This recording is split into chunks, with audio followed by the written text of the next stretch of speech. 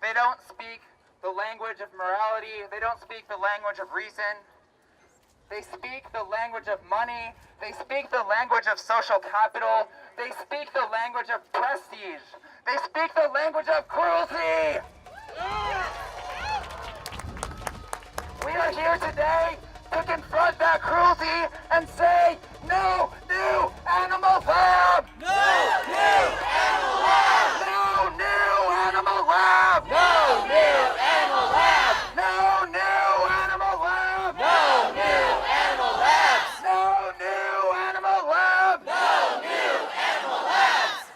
We had 500 people who gathered here on campus in Red Square for a rally, and then we marched throughout the university, including the proposed lab site and all around the university district.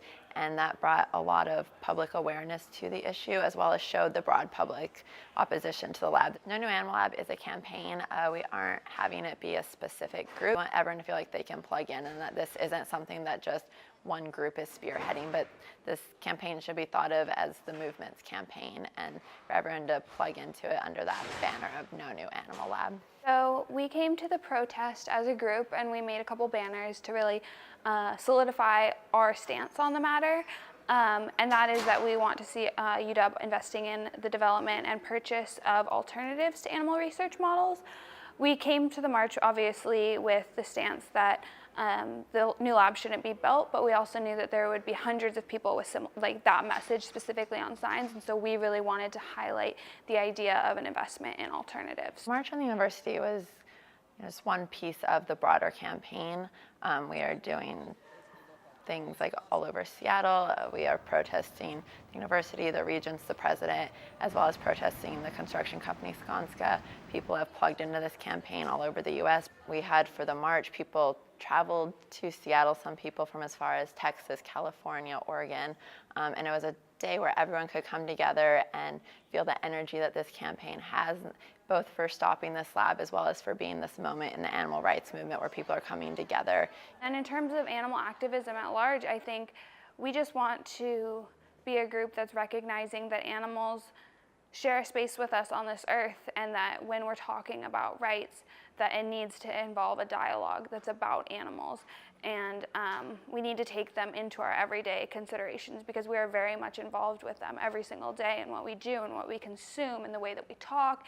And so just bringing animals into a broader dialogue, I think, is that will ultimately help lessen their suffering. If they do build this, thousands of animals will be tortured and killed inside, including primates, rabbits, pigs, and other animals literally buried underground. We have a real concern with this lab being built, not only because it sends the message that UW is very much invested in animal research, but also because it's going to be expanding their animal census and not working towards a more progressive scientific future.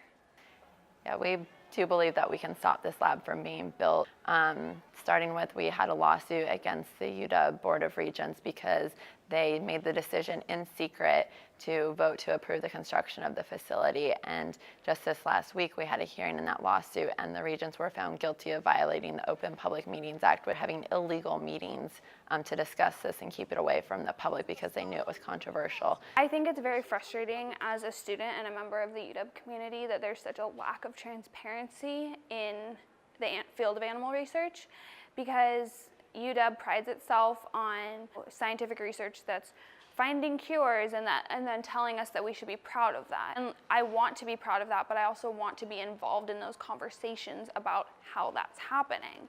I think that it would be a more ethical stance on the part of the university and the scientists involved to be open to these conversations. That's why I love the message of alternatives so much, because it doesn't pit the scientists versus the activists. It lets us come together and say we have a common goal of finding cures and progressing science, and we can do it through the discovery of alternatives that makes our university look awesome. They very much know that this isn't something that's supported, and that they're people don't want animals to be tortured in labs, and they want a major university to be investing in alternatives and pursuing cutting-edge methods. We do have to come together as this powerful grassroots movement because we are up against very powerful forces. The university and the government is intertwined with that. Skanska is a giant corporation, and so they are going to try and continue forward with their plans and ignore what we're doing. And so that's why this is a pressure campaign. We're saying, you know, we aren't going to let you do this. Whether you want to talk to us or not, we're going to stop you.